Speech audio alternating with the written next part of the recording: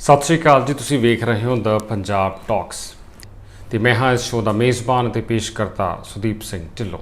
सारे ही दर्शकों का निੱਘਾ स्वागत करते हाँ अज की इस गलबात के बिल्कुल ताज़ा अंक विच, जिस विच प्रमुख तौर पर अपना ध्यान केंद्रित होवेगा किसानां वल। किसान जथेबंदियां वल्लों जो ताज़ा रोस प्रदर्शन नूं लीके गए ने 3 दिनों लई जो रेल रोको अंदोलन शुरू किया गया बीते दिन, उस दे वख-वख पहलुआं बारे जानकारी हासिल करांगे कि किसान जथेबंदियां क्यों एक बार फिर संघर्ष के राह पैंदियां होईयां नज़र आ रही ने। इस तो कुछ हफ्ते पहलां भी रोस प्रदर्शन लीके गए सन अते हुण एक बार फिर 3 दिनों लई रेल रोको अंदोलन अते रोस प्रदर्शन का सिलसिला आरंभिया गया। कई ਜ਼ਿਲ੍ਹਿਆਂ ਵਿੱਚ ਇਹ रोस प्रदर्शन वेखे गए ने। सो इस रोस प्रदर्शन पिछे किसान जथेबंदियां दियां की मंगां ने, किहड़ियां चीज़ां नूं लैके उन्हां दा रोस नज़र आ रहा है अते सूबे दे पद्धर तो लैके केंद्री पद्धर तक देश पद्धर उत्ते किसानां दी किहो जिही स्थिति है, की मुश्किलों का सामना उन्हां नूं करना पै रहा है, उस बारे भी गल करांगे अज दी इस गलबात दे बिल्कुल ताज़ा अंक विच। सो इस तरह तुसी इस समुची गलबात दे नाल जुड़े रहो। किसानी संबंधी, किसानी मंगां संबंधी जानकारी हासिल करने लई होरनां दे नाल भी गलबात नूं साझा करियो ताकि ये नुकते जिहड़े ने वो सब तक पहुँच सकन। सो इस वेले हुण जदों मौसम बदलदा होया विखाई दे रहा है, किसानी दी जिहड़ी एक रुत हुंदी है वो भी बदल रही है, क्योंकि झोने की वाढ़ी जिहड़ी है उहदा काम शुरू होने वाला है। मंडियां विच झोने की आमद भी शुरू हो जानी है तो इस तरह कमाद की जिहड़ी फसल है वह भी आउंदे दिनां दौरान अपने प्रमुख गेड़ वल वधनी शुरू हो जानी है। अजिहे विच किसानी लिए बड़ा महत्वपूर्ण समा हुंदा है। कणक की फसल भी बीजी जानी है आउंदे महीनों दौरान। अजिहे विच किसानी पिछलियां चीज़ां नूं लैके, हाले पिछलियां मंगां नूं लैके संघर्ष करती हुई नज़र आ रही है। हुण ताज़ा चीज़ ये हुई है कि पिछले दिन पंजाब दियां कई प्रमुख किसान जथेबंदियां जो पिछले समय दौरान, पिछले महीनों दौरान भी रोस प्रदर्शन करते रहे ने, उन्हां वल्लों हुण जो ताज़ा प्रोग्राम उलीकिया गया उस तहत पंजाब अंदर 3 दिनों लई रेल रोको अंदोलन उलीकिया गया। इस रेल रोको अंदोलन तहत वख-वख रेलवे स्टेशनों उत्ते, प्लेटफॉर्मां उत्ते किसान पटड़ियां उपर बैठे नज़र आए ने ते रोस प्रदर्शन चल रहे हैं। सुभाविक है कि यात्रियों नूं मुश्किल का सामना करना पैंदा है। ट्रेनां रद्द होणगियां, समय बदले जाणगे, समय तब्दील होणगे, रूट भी बदली होणगे। सो यात्रियों नूं तां मुश्किलों का सामना करना पैंदा, पर इत्थे गल चेते रखिए कि किसान ते किसान जथेबंदियां इस काम लई मजबूर भी ने। एक पाखी दा ये भी है कि उन्होंने हाले भी कई मंगां नूं लैके दोबारा सरकारां नूं चेते करवाउणा पै रहा है। बहुत सारियां गल्लां ने किसानी संबंधी समझण वालियां, आपां इस समुची गलबात विच समझांगे। पर प्रमुख तौर पर पिछले दिनी ये जो धरने अते रोस प्रदर्शन नूं लीके गए ने, जो रेल रोको अंदोलन का आगाज़ किया गया, उस विच तां प्रमुख तौर पर मंग यही है कि जो पिछले महीनों दौरान, पिछले 3 महीनों दौरान जो हड़ां की मार पई है उहदा किसानी नूं ते मजदूर वर्ग नूं, मजदूर वर्ग की गल भी नाल हो रही है, भी तुहानूं चेते रखना चाहिए, क्योंकि किसान मजदूर संघर्ष कमेटी भी इस धरने विच शामिल है। सो किसानां ते मजदूरां नूं हड़ां दा ढुकवां मुआवजा नहीं दिता गया जां उड़ीक चल रही है। ये प्रमुख मंग है इस रोस प्रदर्शन की, इस रेल रोको अंदोलन की। इस तो इलावा किसानी दियां बाकी मंगां जिहड़ियां बकाया मंगां, फसलों का वाजब मुल मिलना ते निर्धारित तय कीमत जिहड़ी है वो मिलनी, उहदे लई भी लगातार संघर्ष किया जा रहा है। पिछले दिनों दौरान आप भी वेख चुके हैं कि पंजाब विच बासमती दी बरामदगी जिहड़ी है वो भी प्रभावित होने की सूचना आ चुकी है। ਚੌਲਾਂ ਦੇ ਭੰਡਾਰਨ ਦੀ ਸਮੱਸਿਆ ਵੀ ਖੜੀ ਹੋ ਸਕਦੀ ਹੈ। ਸਟੋਰੇਜ ਭੰਡਾਰ ਕਰਨ ਲਈ ਢੁਕਵੀਂ ਥਾਂ ਮੌਜੂਦ ਹੈ ਜਾਂ ਨਹੀਂ, ਇਸ ਨੂੰ ਲੈ ਕੇ ਵੀ ਭਾਰਤੀ ਖੁਰਾਕ ਨਿਗਮ ਹੱਥ ਪੈਰ ਮਾਰਦਾ ਹੋਇਆ ਵਿਖਾਈ ਦਿੱਤਾ। ਮਾਲਵੇ ਵਿੱਚ ਨਰਮਾ ਪੱਟੀ ਜਿਹੜੀ ਹੈ ਉਹ ਹਰ ਵਾਰ ਮੁਸ਼ਕਿਲਾਂ ਦਾ ਸਾਹਮਣਾ ਕਰਦੀ ਹੈ। ਕਦੇ ਗੁਲਾਬੀ ਸੁੰਡੀ, ਕਦੇ ਪੀਲੀ ਸੁੰਡੀ, ਕਦੇ ਕੀਟਨਾਸ਼ਕ ਦਾ ਸੰਕਟ, ਕਦੇ ਖਾਦ ਦਾ ਸੰਕਟ। ਕਿਸਾਨੀ ਨੂੰ ਮੁਸ਼ਕਿਲਾਂ ਦਾ ਸਾਹਮਣਾ ਕਰਨਾ ਪੈਂਦਾ ਰਿਹਾ ਹੈ ਅਤੇ ਕਈ ਯੋਜਨਾਵਾਂ ਵਿੱਚੋਂ ਵੀ ਪੰਜਾਬ ਦਾ ਕਿਸਾਨ ਕੇਂਦਰੀ ਪੱਧਰ ਉੱਤੇ ਪਛੜਦਾ ਹੋਇਆ ਨਜ਼ਰ ਆਇਆ। ਹਾਲਾਂਕਿ ਇਸ ਦੇ ਬਾਵਜੂਦ ਪੰਜਾਬ ਦੀ ਕਿਸਾਨੀ ਅਤੇ ਪੰਜਾਬ ਦਾ ਕਿਸਾਨ ਵਰਗ ਲਗਾਤਾਰ ਆਪਣੇ ਕੰਮ ਵਿੱਚ ਲੱਗਾ ਰਿਹਾ ਅਤੇ ਦੇਸ਼ ਦੇ ਅਨਾਜ ਭੰਡਾਰ ਵਿੱਚ ਯੋਗਦਾਨ ਪਾਉਂਦਾ ਰਿਹਾ, ਯੋਗਦਾਨ ਐਤਕੀ ਵੀ ਪਾ ਰਿਹਾ। ਹਾਲਾਂਕਿ ਹੜ੍ਹਾਂ ਕਰਕੇ ਝੋਨੇ ਦੀ ਫਸਲ ਬਹੁਤ ਬੁਰੀ ਤਰ੍ਹਾਂ ਪ੍ਰਭਾਵਿਤ ਹੋਈ। ਕਈ ਥਾਈਂ ਕਮਾਦ ਦਾ ਵੀ ਕਾਫੀ ਨੁਕਸਾਨ ਹੋਇਆ। ਦਰਿਆ ਕੰਢੇ ਜਿਹੜੇ ਇਲਾਕੇ ਨੇ ਉੱਥੇ ਇਹ ਚੀਜ਼ਾਂ ਆਮ ਵੇਖੀਆਂ ਗਈਆਂ ਨੇ। ਹੁਣ ਮੌਸਮ ਭਾਵੇਂ ਠੀਕ ਚੱਲ ਰਿਹਾ, ਪਰ ਜੋ ਨੁਕਸਾਨ ਹੜ੍ਹ ਦੇ ਮਹੀਨਿਆਂ ਦੌਰਾਨ, ਯਾਨੀ ਕਿ ਪਿਛਲੇ ਮਹੀਨੇ ਜਿਹੜੀ ਸੀ ਜੂਨ, ਜੁਲਾਈ, ਅਗਸਤ ਅਤੇ ਸਤੰਬਰ ਵਿੱਚ ਵੀ ਜੋ ਇਹ ਨੁਕਸਾਨ ਹੋ ਚੁੱਕਾ ਹੈ ਪਿਛਲੇ ਦਿਨਾਂ ਦੌਰਾਨ, ਉਸ ਦਾ ਅਸਰ ਹੁਣ ਵੀ ਮਹਿਸੂਸ ਹੋ ਰਿਹਾ ਹੈ, ਆਉਂਦੇ ਮਹੀਨਿਆਂ ਦੌਰਾਨ ਵੀ ਮਹਿਸੂਸ ਹੋਣਾ। ਅਤੇ ਇਹ ਜਿਹੜੀ ਕਿਸਾਨ ਦਾ ਇਹ ਸੀਜ਼ਨ ਆ, ਇਹ ਵਾਲਾ ਸੀਜ਼ਨ ਜਿਹੜਾ 2023 ਦਾ ਮਗਰਲਾ ਸਮਾਂ ਅਤੇ 2024 ਦਾ ਜਿਹੜਾ ਸਮਾਂ ਆ, ਇਹ ਵੀ ਪ੍ਰਭਾਵਿਤ ਹੋ ਰਿਹਾ ਹੈ। ਜੋ ਹੜ੍ਹਾਂ ਕਰਕੇ ਜੋ ਨੁਕਸਾਨ ਹੋਇਆ ਅਤੇ ਜੋ ਇਸ ਤਰੀਕੇ ਨਾਲ ਫਸਲਾਂ ਦਾ ਅਤੇ ਖੇਤੀਬਾੜੀ ਵਾਲੀ ਜ਼ਮੀਨ ਅਤੇ ਮਿੱਟੀ ਦਾ ਵੀ ਜੋ ਨੁਕਸਾਨ ਹੋਇਆ, ਇਹ ਕਿਸਾਨੀ ਦਾ ਕਾਫੀ ਨੁਕਸਾਨ ਕਰ ਗਿਆ ਅਤੇ ਇਹਨਾਂ ਚੀਜ਼ਾਂ ਲਈ ਲਗਾਤਾਰ ਮੁਆਵਜ਼ਾ ਮੰਗਿਆ ਜਾ ਰਿਹਾ। ਮਜ਼ਦੂਰ ਵਰਗ ਜਿਹੜਾ ਆ, ਖੇਤੀ ਭਾਵੇਂ ਸਿੱਧੇ ਤੌਰ 'ਤੇ ਕਿਸਾਨ ਉਹਦੇ ਲਈ ਕਾਰਵਾਈ ਕਰਦਾ, ਪਰ ਮਜ਼ਦੂਰ ਵਰਗ ਦੀ ਜ਼ਿੰਦਗੀ ਵੀ ਖੇਤੀਬਾੜੀ ਦੇ ਨਾਲ ਜੁੜੀ ਹੁੰਦੀ ਹੈ। ਇਹ ਵੀ ਸਾਨੂੰ ਚੇਤੇ ਰੱਖਣਾ ਪੈਣਾ ਹੈ।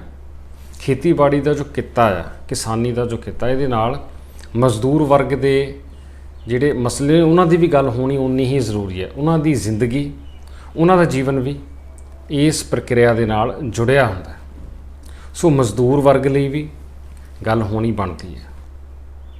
ਅਤੇ ਹੜ੍ਹਾਂ ਦੇ ਕਰਕੇ ਸਿਰਫ ਫਸਲਾਂ ਦਾ ਨੁਕਸਾਨ ਨਹੀਂ ਹੋਇਆ, ਆਪਾਂ ਇਹ ਵੇਖ ਚੁੱਕੇ ਕਿ ਹੜ੍ਹ ਦੀ ਜ਼ਿਆਦਾ ਮਾਰ ਪਿੰਡਾਂ ਨੂੰ ਪਈ ਹੈ, ਦਿਹਾਤੀ ਖੇਤਰ ਨੂੰ ਪਈ ਹੈ, ਜਿੱਥੇ ਕਿ ਪ੍ਰਮੁੱਖ ਕਿੱਤਾ ਜਿਹੜਾ ਆ, ਕੰਮਕਾਜ, ਜੋ ਖੇਤੀਬਾੜੀ ਹੁੰਦਾ ਹੈ, ਜਾਂ ਮਜ਼ਦੂਰ ਵਰਗ ਦਾ ਵੀ ਇਹੀ ਇੱਕ ਇਲਾਕਾ ਹੁੰਦਾ, ਰਿਹਾਇਸ਼ੀ ਇਲਾਕਾ, ਪਿੰਡਾਂ ਦਾ ਇਲਾਕਾ।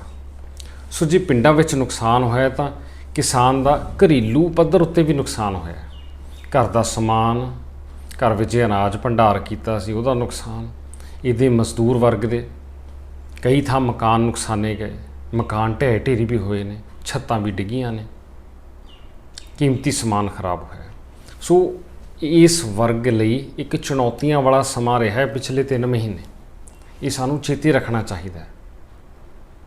ਬੇਸ਼ੱਕ ਮੁਆਵਜ਼ੇ ਦੀ ਗੱਲ ਪੰਜਾਬ ਸਰਕਾਰ ਵੱਲੋਂ ਕਹੀ ਗਈ, ਗਿਰਦਾਵਰੀਆਂ ਕਰਵਾਈਆਂ ਗਈਆਂ ਨੇ, ਪਰ ਹਾਲੇ ਵੀ ਕਿਸਾਨ ਜਥੇਬੰਦੀਆਂ ਅਤੇ ਮਜ਼ਦੂਰ ਸੰਘਰਸ਼ ਕਮੇਟੀਆਂ ਵੀ ਮੁਕੰਮਲ ਤੌਰ 'ਤੇ ਸੰਤੁਸ਼ਟ ਨਜ਼ਰ ਨਹੀਂ ਆ ਰਹੀਆਂ। ਅਤੇ ਇਸੇ ਕਰਕੇ ਇਹ ਰੇਲ ਰੋਕੋ ਪ੍ਰੋਗਰਾਮ ਉਲੀਕਿਆ ਗਿਆ, ਜਿਹਦੇ ਤਹਿਤ 3 ਦਿਨ ਰੇਲਾਂ ਰੋਕਣ ਦਾ ਪ੍ਰੋਗਰਾਮ ਜਿਹੜਾ ਉਹ ਐਲਾਨਿਆ ਗਿਆ।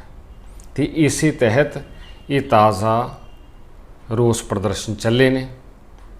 ਅਤੇ ਜਿਵੇਂ ਕਿ ਆਪਾਂ ਪਹਿਲਾਂ ਜ਼ਿਕਰ ਕੀਤਾ, ਇਸ 'ਚ ਕੋਈ ਦੋ ਰਾਏ ਨਹੀਂ ਕਿ ਲੋਕਾਂ ਨੂੰ, ਯਾਤਰੀਆਂ ਨੂੰ ਕਾਫੀ ਮੁਸ਼ਕਿਲ ਦਾ ਸਾਹਮਣਾ ਕਰਨਾ ਪੈਂਦਾ ਹੈ। ਉਹਨਾਂ ਲਈ ਬਹੁਤ ਮੁਸ਼ਕਿਲ ਹੋ ਜਾਂਦੀ ਹੈ ਜਿਨ੍ਹਾਂ ਨੇ ਰੇਲ ਰਾਹੀਂ ਸਫ਼ਰ ਕਰਨਾ ਹੁੰਦਾ ਹੈ।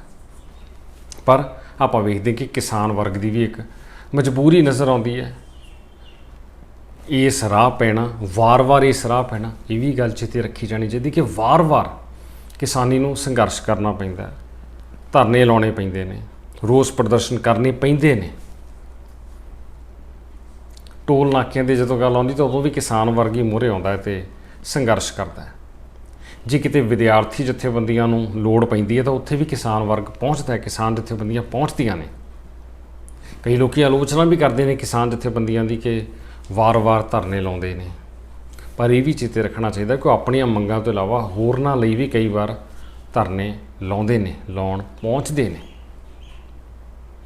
ਸੋ ਇਹ ਖੇਤੀਬਾੜੀ ਦਾ ਕਿੱਤਾ, ਸਾਡੇ ਦੇਸ਼ ਦੀ ਮਿੱਟੀ ਦਾ ਕਿੱਤਾ ਜਿਹੜਾ ਆ, ਇਹਨੂੰ ਚੁਣੌਤੀਆਂ ਦਰਪੇਸ਼ ਨੇ, ਸਮੱਸਿਆਵਾਂ ਦਰਪੇਸ਼ ਨੇ। ਇਹ ਚੀਜ਼ ਸਾਰੇ ਨਾਗਰਿਕਾਂ ਨੂੰ ਵੀ ਸਮਝਣੀ ਚਾਹੀਦੀ ਹੈ ਤੇ ਨਾਲ ਦੀ ਨਾਲ ਇਹਨਾਂ ਮੁੱਦਿਆਂ ਉੱਤੇ ਉਸਾਰੂ ਗੱਲਬਾਤ ਹੋਵੇ, ਇਹ ਵੀ ਬਹੁਤ ਜ਼ਿਆਦਾ ਜ਼ਰੂਰੀ ਹੈ। ਤੇ ਉਸੇ ਤਰੀਕੇ ਦੀ ਗੱਲਬਾਤ ਆਪਾਂ ਅੱਜ ਕਰ ਰਹੇ ਹਾਂ ਕਿਸਾਨਾਂ ਵੱਲ, ਕਿਸਾਨ ਜਥੇਬੰਦੀਆਂ ਵੱਲ, ਉਹਨਾਂ ਵੱਲੋਂ ਉਲੀਕੇ ਗਏ ਤਾਜ਼ਾ ਰੋਸ ਪ੍ਰਦਰਸ਼ਨਾਂ ਦੇ ਸਿਲਸਿਲੇ ਵੱਲ, ਕਿਉਂਕਿ ਇਸ ਮੁੱਦੇ ਦੀ ਗੱਲ ਕਰਨੀ ਬਣਦੀ ਵੀ ਹੈ। ਕਿਸਾਨਾਂ ਦੀ ਗੱਲ ਹੋਣੀ ਵੀ ਚਾਹੀਦੀ ਹੈ, ਉਹਨਾਂ ਦੀ ਗੱਲ ਸੁਣੀ ਵੀ ਜਾਣੀ ਚਾਹੀਦੀ ਹੈ, ਕਿਉਂਕਿ ਰੋਸ ਪ੍ਰਦਰਸ਼ਨ ਫਿਰ ਚੱਲੇ ਨੇ। ਵਾਰ-ਵਾਰ ਆਪਾਂ ਵੇਖਦੇ ਰਹੇ ਹਾਂ ਕਿ ਕਿਸਾਨੀ ਨੂੰ ਰੋਸ ਪ੍ਰਦਰਸ਼ਨ, ਧਰਨਿਆਂ ਦੇ ਰਾਹ ਪੈਣਾ ਪੈਂਦਾ। ਸਾਲ ਦੇ ਇਹਨਾਂ ਦਿਨਾਂ ਦੌਰਾਨ, ਆਉਣ ਵਾਲੇ ਦਿਨਾਂ ਦੌਰਾਨ ਕਮਾਦ ਦੀ ਫਸਲ, ਜਿਹੜੀ ਗੰਨੇ ਦੀ ਫਸਲ ਜਦੋਂ ਖੰਡ ਮਿੱਲਾਂ ਤੱਕ, ਸ਼ੂਗਰ ਮਿੱਲਾਂ ਤੱਕ ਪਹੁੰਚਦੀ ਹੈ ਤਾਂ ਉੱਥੋਂ ਵੀ ਕਈ ਵਾਰੀ ਪੇਮੈਂਟ ਲੈਣ ਲਈ, ਬਕਾਏ ਲੈਣ ਲਈ ਕਿਸਾਨਾਂ ਨੂੰ ਧਰਨੇ ਲਾਉਣੇ ਪੈਂਦੇ ਨੇ। ਤੇ ਫਿਰ ਕਈ ਵਾਰ ਲੋਕੀ ਕਿਸਾਨਾਂ ਦੇ ਵਿਰੁੱਧ ਵੀ ਹੋ ਜਾਂਦੇ ਨੇ ਕਿ ਵਾਰ-ਵਾਰ ਕਿਉਂ ਧਰਨੇ ਲਾਏ ਜਾ ਰਹੇ ਨੇ। ਲੋਕਾਂ ਦੀ ਮੁਸ਼ਕਿਲ, ਆਪਾਂ ਵਾਰ-ਵਾਰ ਕਿਹਾ ਕਿ ਲੋਕਾਂ ਦੀ ਮੁਸ਼ਕਿਲ ਵੀ ਸਹੀ ਹੈ, ਲੋਕਾਂ ਨੂੰ ਮੁਸ਼ਕਿਲ ਦਾ ਸਾਹਮਣਾ ਕਰਨਾ ਪੈਂਦਾ ਹੈ। ਰੇਲ ਰੋਕੋ ਅੰਦੋਲਨ ਕਰਕੇ ਯਾਤਰੀਆਂ ਨੂੰ ਮੁਸ਼ਕਿਲਾਂ ਪੇਸ਼ ਆਉਣਗੀਆਂ, ਇਹ 'ਚ ਕੋਈ ਦੋ ਰਾਏ ਨਹੀਂ, ਪਰ ਕਿਸਾਨੀ ਦੀ ਵੀ ਮੁਸ਼ਕਿਲ ਸਮਝੀ ਜਾਣੀ ਚਾਹੀਦੀ ਹੈ, ਕਿਉਂਕਿ ਖੇਤ ਛੱਡ ਕੇ ਕਿਹਦਾ ਦਿਲ ਕਰਦਾ ਕਿ ਉਹ ਧਰਨਿਆਂ ਉੱਤੇ ਬੈਠਣ। ਕਿਸੇ ਦੇ ਜਥੇਬੰਦਕ ਆਗੂ ਦੇ ਕੋਈ ਆਪਣੇ ਮਕਸਦ ਹੋ ਸਕਦੇ ਨੇ, ਜਿਹਦੇ ਅਕਸਰ ਇਲਜ਼ਾਮ ਵੀ ਲੱਗਦੇ ਨੇ ਚਰਚਾ ਵਿੱਚ ਰਹਿਣ ਲਈ ਜਾਂ ਸਿਆਸਤ ਵਾਲੇ ਪਾਸੇ ਤੁਰਨ ਲਈ। ਕਈ ਵਾਰ ਆਗੂ ਵੱਡੇ ਬਿਆਨ ਦਿੰਦੇ ਨੇ, ਪਰ ਜੋ ਕਿਸਾਨੀ ਹੈ, ਦਰਮਿਆਨੀ ਮੱਧ ਵਰਗੀ ਕਿਸਾਨੀ, ਉਹਦੀਆਂ ਮੁਸ਼ਕਿਲਾਂ ਤਾਂ ਬਰਕਰਾਰ ਨੇ, ਖੜੀਆਂ ਨੇ। ਸਾਨੂੰ ਸਭ ਨੂੰ ਚੇਤੇ ਰੱਖਣਾ ਚਾਹੀਦਾ। ਇਸੇ ਕਰਕੇ ਇਹਨਾਂ ਮੰਗਾਂ ਨੂੰ ਪ੍ਰਮੁੱਖ ਤੌਰ 'ਤੇ ਲੈ ਕੇ ਪੰਜਾਬ ਵਿੱਚ ਪਿਛਲੇ ਦਿਨ 17 ਵੱਖ-ਵੱਖ ਥਾਵਾਂ ਉੱਤੇ ਕਿਸਾਨ ਜਥੇਬੰਦੀਆਂ ਵੱਲੋਂ ਰੋਸ ਪ੍ਰਦਰਸ਼ਨ ਕੀਤੇ ਗਏ ਅਤੇ ਰੇਲ ਰੋਕੋ ਅੰਦੋਲਨ ਕੀਤਾ ਗਿਆ। ਉੱਤਰੀ ਭਾਰਤ ਦੀਆਂ 18 ਪ੍ਰਮੁੱਖ ਜਥੇਬੰਦੀਆਂ, ਜਿਨ੍ਹਾਂ ਵਿੱਚੋਂ ਕਈ ਜਥੇਬੰਦੀਆਂ ਸੰਯੁਕਤ ਕਿਸਾਨ ਮੋਰਚਾ, ਜਿਸ ਨੇ ਦਿੱਲੀ ਵਿਖੇ ਲੱਗੇ ਕਿਸਾਨੀ ਮੋਰਚੇ ਦੀ ਅਗਵਾਈ ਕੀਤੀ ਸੀ, ਉਸ ਦੇ ਬੈਨਰ ਹੇਠਾਂ ਵੀ ਮੌਜੂਦ ਸਨ। ਤੇ ਕੁਝ ਸਮਰਥਨ ਦੇਣ ਵਾਲੀਆਂ ਜਥੇਬੰਦੀਆਂ, ਹੁਣ ਉਹਨਾਂ ਵੱਲੋਂ ਪੰਜਾਬ ਅੰਦਰ ਰੋਸ ਪ੍ਰਦਰਸ਼ਨ ਕੀਤੇ ਗਏ ਨੇ, ਰੇਲ ਰੋਕੋ ਅੰਦੋਲਨ ਚਲਾਇਆ ਗਿਆ। ਪ੍ਰਮੁੱਖ ਤੌਰ 'ਤੇ ਜਦੋਂ ਮੰਗਾਂ ਦੀ ਗੱਲ ਹੁੰਦੀ ਹੈ ਤਾਂ ਹੜ੍ਹਾਂ ਦੀ ਸਥਿਤੀ ਲਈ ਮੁਆਵਜ਼ਾ ਤੇ ਕੇਂਦਰ ਸਰਕਾਰ ਕੋਲੋਂ ਵਿਸ਼ੇਸ਼ ਪੈਕੇਜ ਦੀ ਮੰਗ ਲਗਾਤਾਰ ਕੀਤੀ ਜਾ ਰਹੀ ਹੈ, ਕਿਉਂਕਿ ਆਸ ਦੋਨੋਂ ਪਾਸੇ ਲਾਈ ਜਾ ਰਹੀ ਸੀ ਕਿਸਾਨ ਜਥੇਬੰਦੀਆਂ ਵੱਲੋਂ, ਸੂਬਾ ਸਰਕਾਰ ਵੱਲੋਂ ਵੀ ਤੇ ਕੇਂਦਰ ਸਰਕਾਰ ਵੱਲੋਂ ਵੀ। ਜ਼ਿਆਦਾ ਧਿਆਨ ਕੇਂਦਰ ਸਰਕਾਰ ਵੱਲ ਚੱਲਣ ਦਾ, ਕਿਉਂਕਿ ਵਿਸ਼ੇਸ਼ ਪੈਕੇਜ ਜਿਹੜੇ ਨੇ ਉਹ ਉੱਥੋਂ ਹੀ ਐਲਾਨੇ ਜਾਣੇ ਹੁੰਦੇ ਨੇ। ਸੋ ਜਦੋਂ ਇੱਕ ਟੀਮ ਸਰਵੇਖਣ ਕਰਨ ਕੇਂਦਰ ਤੋਂ ਆਈ ਸੀ ਪੰਜਾਬ ਵਿੱਚ, ਵੱਖ-ਵੱਖ ਹੜ੍ਹ ਪ੍ਰਭਾਵਿਤ ਇਲਾਕਿਆਂ ਦਾ ਦੌਰਾ ਕੀਤਾ ਗਿਆ ਸੀ, ਤਾਂ ਉਸ ਤੋਂ ਬਾਅਦ ਕਿਸਾਨ ਜਥੇਬੰਦੀਆਂ ਨੂੰ, ਕਿਸਾਨਾਂ ਨੂੰ ਆਸ ਸੀ ਕਿ ਕੁਝ ਐਲਾਨ ਹੋਵੇਗਾ, ਮੁਆਵਜ਼ੇ ਦਾ ਐਲਾਨ ਹੋਵੇਗਾ, ਇਸ ਸੰਬੰਧੀ ਗੱਲ ਤੁਰੂਗੀ।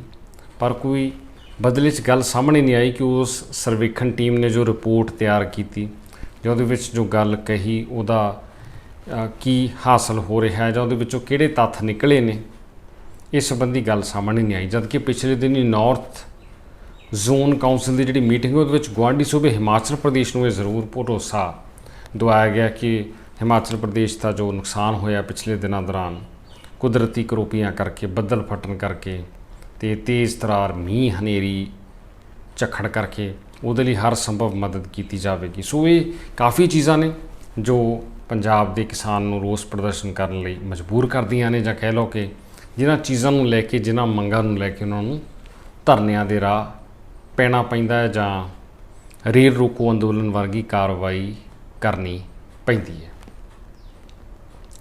ਇਸ ਤੋਂ ਇਲਾਵਾ ਗੱਲ ਜੇਕਰ ਕਿਸਾਨੀ ਮੰਗਾਂ ਦੀ ਹੋਵੇ ਤਾਂ ਕਿਸਾਨ ਅੰਦੋਲਨ ਦੀ ਜਿਹੜੀ ਪ੍ਰਮੁੱਖ ਮੰਗ ਸੀ MSP, ਮਿਨੀਮਮ ਸਪੋਰਟ ਪ੍ਰਾਈਸ, ਘੱਟੋ ਘੱਟ ਸਮਰਥਨ ਮੁੱਲ, ਉਹਨੂੰ ਇੱਕ ਗਰੰਟੀ ਵਜੋਂ ਲਾਗੂ ਹਾਲੇ ਵੀ ਨਹੀਂ ਕੀਤਾ ਜਾ ਸਕਿਆ। ਕਾਨੂੰਨੀ ਰੂਪ ਦੇ ਕੇ ਜੋ ਲਾਗੂ ਕਰਨ ਦੀ ਮੰਗ ਕਿਸਾਨ ਜਥੇਬੰਦੀਆਂ ਵੱਲੋਂ ਲਗਾਤਾਰ ਕੀਤੀ ਜਾਂਦੀ ਰਹੀ ਹੈ। ਦਿੱਲੀ ਤੋਂ ਵਾਪਸੀ ਕਰਨ ਲੱਗਿਆਂ ਵੀ ਜੋ ਗੱਲ ਕੀਤੀ ਜਾ ਰਹੀ ਸੀ, ਉਸ ਦਾ ਵੀ ਜ਼ਿਕਰ ਦੁਬਾਰਾ ਹੁੰਦਾ ਹੈ ਇਸੇ ਰੋਸ ਪ੍ਰਦਰਸ਼ਨ ਦੇ ਸਿਲਸਿਲੇ ਦੌਰਾਨ ਕਿ MSP ਉੱਤੇ ਖਰੀਦ ਜਿਹੜੀ ਆ ਉਹ ਯਕੀਨੀ ਬਣਾਈ ਜਾਵੇ। ਇਹ ਮੰਗ ਵੀ ਲਗਾਤਾਰ ਕਿਸਾਨ ਜਥੇਬੰਦੀਆਂ ਵੱਲੋਂ ਉਠਾਈ ਜਾ ਰਹੀ ਹੈ ਤੇ ਇਹਨਾਂ ਚੀਜ਼ਾਂ ਨੂੰ ਵੇਖਦਿਆਂ ਰੋਸ ਪ੍ਰਦਰਸ਼ਨ ਚੱਲੇ ਨੇ। ਹੁਣ ਕਿਸਾਨੀ ਦੀ ਜਦੋਂ ਗੱਲ ਹੁੰਦੀ ਹੈ ਤਾਂ ਪਿਛਲੇ ਦਿਨ ਇੱਕ ਬੜੀ ਦੁਖਦਾਈ ਖਬਰ ਵੀ ਆਈ ਕਿ MS ਸਵਾਮੀਨਾਥਨ, ਜਿਨ੍ਹਾਂ ਨੇ ਕਿ ਕਿਸਾਨੀ ਸੰਬੰਧੀ ਕਾਫੀ ਰਿਪੋਰਟਾਂ ਤਿਆਰ ਕੀਤੀਆਂ, ਤੇ ਜਦੋਂ ਵੀ MSP ਦੀ ਗੱਲ ਤੁਰਦੀ ਹੈ ਤਾਂ ਕਿਸਾਨੀ ਨੂੰ ਉਸ ਦੀ ਉਪਜ ਦਾ, ਫਸਲ ਦਾ ਬਣਦਾ ਮੁੱਲ ਦੇਣ ਦੀ ਗੱਲ ਹੁੰਦੀ ਹੈ ਤਾਂ MS ਸਵਾਮੀਨਾਥਨ ਦੱਖਣ ਭਾਰਤ ਦੇ ਪ੍ਰਮੁੱਖ ਖੇਤੀ ਸਾਇੰਟਿਸਟ, ਖੇਤੀ ਵਿਗਿਆਨਕ, ਉਹਨਾਂ ਦਾ ਨਾਂ ਜ਼ਰੂਰ ਚਰਚਾ ਵਿੱਚ ਆਉਂਦਾ ਹੈ, ਜੋ ਪਿਛਲੇ ਦਿਨੀ 98 ਸਾਲ ਦੀ ਉਮਰ ਵਿੱਚ ਇਸ ਸੰਸਾਰ ਨੂੰ ਅਲਵਿਦਾ ਆਖ ਗਏ ਨੇ। MS ਸਵਾਮੀਨਾਥਨ ਦਾ ਨਾਂ ਇਸ ਕਰਕੇ ਅਹਿਮ ਬਣਦਾ ਕਿਉਂਕਿ ਜਦੋਂ ਵੀ ਕਿਸਾਨੀ ਦੀ ਗੱਲ ਹੁੰਦੀ ਹੈ ਤਾਂ MS ਸਵਾਮੀਨਾਥਨ ਵੱਲੋਂ ਤਿਆਰ ਕੀਤੀ ਗਈ ਰਿਪੋਰਟ, ਜਿਸ ਨੂੰ ਕਿ ਸਵਾਮੀਨਾਥਨ ਰਿਪੋਰਟ ਵੀ ਕਿਹਾ ਜਾਂਦਾ ਹੈ, ਉਸ ਦਾ ਬਹੁਤ ਜ਼ਿਕਰ ਹੁੰਦਾ ਹੈ। ਤੁਹਾਨੂੰ ਯਾਦ ਹੋਣਾ ਜਦੋਂ ਦਿੱਲੀ ਵਿਖੇ ਕਿਸਾਨ ਅੰਦੋਲਨ ਵੀ ਲੱਗਿਆ ਸੀ ਤਾਂ ਉਸ ਵੇਲੇ ਵੀ ਸਵਾਮੀਨਾਥਨ ਰਿਪੋਰਟ ਨੂੰ ਲਾਗੂ ਕਰਨ ਦੀ ਬਹੁਤ ਗੱਲ ਹੁੰਦੀ ਸੀ। ਸਿਆਸੀ ਪਾਰਟੀਆਂ ਵੀ ਇਸ ਰਿਪੋਰਟ ਨੂੰ ਲੈ ਕੇ ਇੱਕ ਦੂਜੇ ਵੱਲ ਗੇਂਦ ਸੁੱਟਦੀਆਂ ਰਹੀਆਂ ਨੇ, ਪਰ ਮੂਲ ਰੂਪ ਵਿੱਚ ਸਵਾਮੀਨਾਥਨ ਰਿਪੋਰਟ ਜ਼ਰੀਏ ਜੋ ਫਾਰਮੂਲਾ ਪੇਸ਼ ਕੀਤਾ ਗਿਆ ਸੀ, ਕਿਸਾਨ ਨੂੰ ਉਸ ਦੀ ਬਣਦੀ ਉਪਜ ਮੁੱਲ ਦੇਣ ਦਾ ਜੋ ਫਾਰਮੂਲਾ, ਜੋ ਇੱਕ ਵਿਧੀ ਤਿਆਰ ਕਰਕੇ ਪੇਸ਼ ਕੀਤੀ ਗਈ ਸੀ, ਉਹ ਹੁਣ ਤੱਕ ਵੀ ਮੂਲ ਰੂਪ ਵਿੱਚ, ਅਸਲ ਰੂਪ ਵਿੱਚ ਲਾਗੂ ਨਹੀਂ ਕੀਤੀ ਜਾ ਸਕੀ। ਤੇ ਸਿਆਸੀ ਪਾਰਟੀਆਂ ਇਸ ਰਿਪੋਰਟ ਦਾ ਜ਼ਿਕਰ ਜ਼ਰੂਰ ਕਰਦੀਆਂ ਰਹੀਆਂ ਨੇ, ਪਰ ਕਿਸੇ ਨੇ ਵੀ ਇਸ ਨੂੰ ਪ੍ਰਮੁੱਖ ਤੌਰ ਤੇ ਲਾਗੂ ਨਹੀਂ ਕੀਤਾ ਜਿਵੇਂ ਇਹ ਲਾਗੂ ਹੋਣੀ ਚਾਹੀਦੀ ਸੀ। MS ਸਵਾਮੀਨਾਥਨ ਨੂੰ ਹਰੀ ਕ੍ਰਾਂਤੀ ਯਾਨੀ ਕਿ ਗ੍ਰੀਨ ਰੈਵੋਲੂਸ਼ਨ ਦੇ ਨਾਲ ਸੰਬੰਧਿਤ ਹੋਣ ਕਰਕੇ ਵੀ ਚੇਤੇ ਕੀਤਾ ਜਾਂਦਾ, ਤੇ ਇਹੀ ਕਾਰਨ ਹੈ ਕਿ ਖੇਤੀ ਲਾਗਤ, ਖੇਤੀ ਉਪਜ, ਖੇਤੀ ਮੁੱਲ, ਖੇਤੀ ਪੈਦਾਵਾਰ ਦੀ ਜਦੋਂ ਗੱਲ ਹੁੰਦੀ ਹੈ ਤਾਂ ਆਧੁਨਿਕ ਸਮੇਂ ਦੇ ਇਸ ਸੰਬੰਧੀ ਜੋ ਸਰਵੇਖਣ ਹੋਏ ਜਾਂ ਰਿਪੋਰਟਾਂ ਤਿਆਰ ਹੋਈਆਂ, ਉਹਨਾਂ ਵਿੱਚ MS ਸਵਾਮੀਨਾਥਨ ਦਾ ਨਾਂ ਉੱਭਰ ਕੇ ਸਾਹਮਣੇ ਆਉਂਦਾ ਹੈ, ਜੋ ਬੜੇ ਦੁੱਖ ਦੀ ਗੱਲ ਹੈ ਕਿ ਪਿਛਲੇ ਦਿਨ ਦੁਨੀਆ ਨੂੰ ਅਲਵਿਦਾ ਆਖ ਗਏ ਨੇ। ਇਹੀ ਵਜ੍ਹਾ ਸੀ ਕਿ ਉਹਨਾਂ ਦੇ ਦੇਹਾਂਤ ਉੱਤੇ ਕਾਫੀ ਵੱਡੇ ਨਾਮੀ ਲੋਕਾਂ ਨੇ ਡੂੰਘੇ ਦੁੱਖ ਦਾ ਪ੍ਰਗਟਾਵਾ ਕੀਤਾ, ਤੇ ਖੇਤੀਬਾੜੀ ਦੇ ਆਧੁਨਿਕ ਸਰਵੇਖਣਾਂ ਵਿੱਚ ਅਤੇ ਇਸ ਸੰਬੰਧੀ ਹੋਏ ਖੋਜ ਕਾਰਜਾਂ ਵਿੱਚ MS ਸਵਾਮੀਨਾਥਨ ਦੇ ਯੋਗਦਾਨ ਨੂੰ ਚੇਤੇ ਕੀਤਾ ਜਾਂਦਾ, ਉਹਨਾਂ ਦੀ ਸ਼ਲਾਘਾ ਕੀਤੀ ਜਾਂਦੀ, ਕੌਮੀ ਪੱਧਰ 'ਤੇ ਇਸ ਦੀ ਕਾਫੀ ਗੱਲ ਹੋਈ ਹੈ। ਸੋ MS ਸਵਾਮੀਨਾਥਨ ਆਪਣਾ ਕੰਮ ਕਰ ਚੁੱਕੇ ਨੇ, ਉਹਨਾਂ ਨੇ ਆਪਣੀ ਰਿਪੋਰਟ ਬਣਾ ਦਿੱਤੀ ਸੀ, ਪਰ ਉਸ ਰਿਪੋਰਟ ਦੀ ਲਾਗੂ ਹੋਣ ਦੀ ਵੀ ਉਡੀਕ ਕਿਸਾਨ ਜਥੇਬੰਦੀਆਂ ਨੂੰ ਹੈ, ਤੇ ਕਿਸਾਨ ਜਥੇਬੰਦੀਆਂ ਲਗਾਤਾਰ ਮੰਗ ਵੀ ਕਰਦੀਆਂ ਰਹੀਆਂ ਨੇ ਕਿ MSP ਨੂੰ ਜਦੋਂ ਲਾਗੂ ਕਰਨ ਦੀ ਗੱਲ ਹੁੰਦੀ ਹੈ ਤਾਂ MS ਸਵਾਮੀਨਾਥਨ ਵੱਲੋਂ ਆਪਣੀ ਰਿਪੋਰਟ ਦੇ ਵਿੱਚ ਜੋ ਸਿਫਾਰਿਸ਼ਾਂ ਸਰਕਾਰਾਂ ਨੂੰ ਕੀਤੀਆਂ ਗਈਆਂ ਸੀ ਕਿਸਾਨਾਂ ਬਾਰੇ, ਕਿਸਾਨੀ ਬਾਰੇ, ਉਹ ਸਿਫਾਰਿਸ਼ਾਂ ਲਾਗੂ ਹੋਣ, ਇਹਦੀ ਵੀ ਗੱਲ ਲਗਾਤਾਰ ਕਿਸਾਨ ਕਰਦੇ ਰਹੇ ਨੇ, ਕਿਸਾਨ ਜਥੇਬੰਦੀਆਂ ਕਰਦੀਆਂ ਰਹੀਆਂ ਨੇ, ਤੇ ਆਉਂਦੇ ਸਮੇਂ ਦੌਰਾਨ ਵੀ ਇਹ ਨਾਂ ਤੇ ਯਾਨੀ ਕਿ ਸਵਾਮੀਨਾਥਨ ਉਹਨਾਂ ਦਾ ਨਾਂ ਤੇ ਉਹਨਾਂ ਦੀ ਰਿਪੋਰਟ ਚਰਚਾ ਵਿੱਚ ਆ ਸਕਦੀ ਹੈ।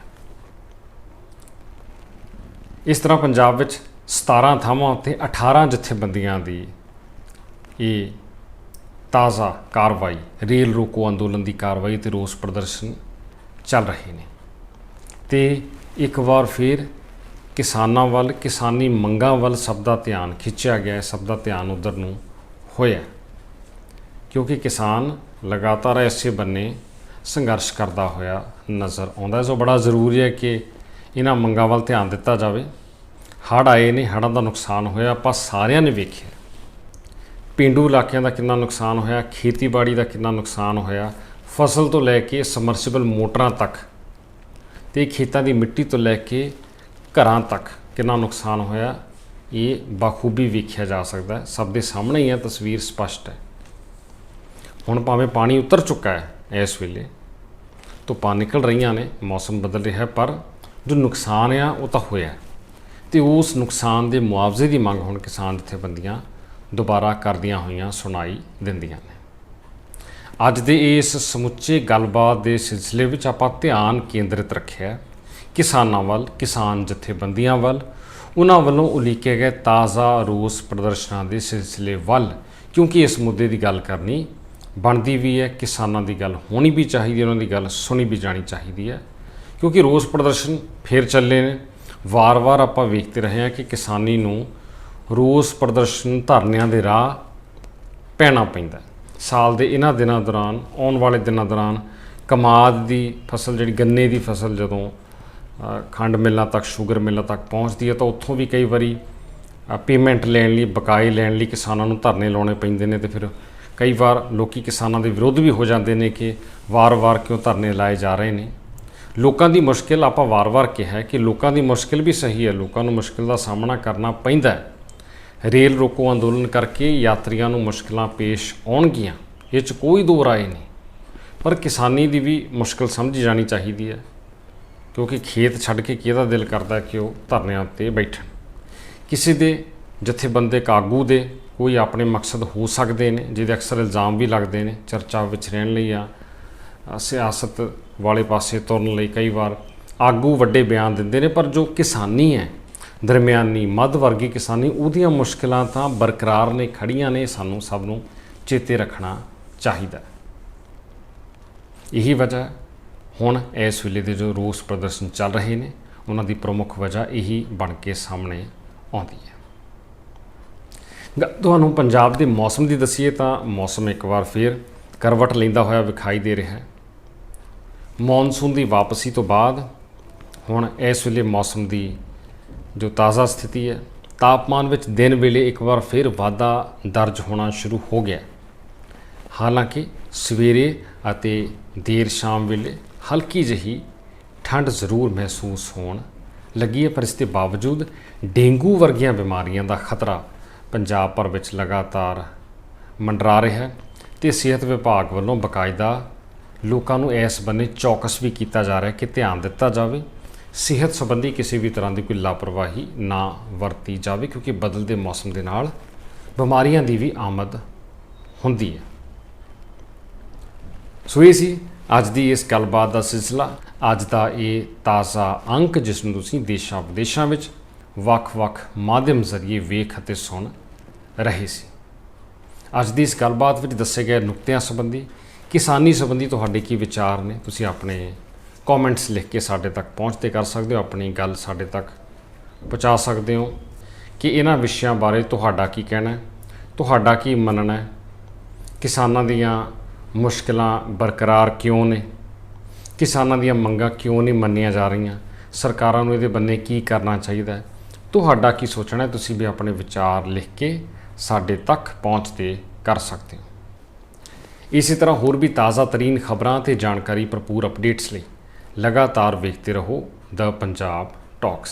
ਫਿਰ ਤੁਹਾਡੇ ਸਾਹਮਣੇ ਹਾਜ਼ਰ ਹੋਵਾਂਗੇ, ਤਦ ਤੱਕ ਲਈ ਇਜਾਜ਼ਤ ਦਿਓ ਅਤੇ ਵੇਖਦੇ ਰਹੋ ਦ ਪੰਜਾਬ ਟਾਕਸ।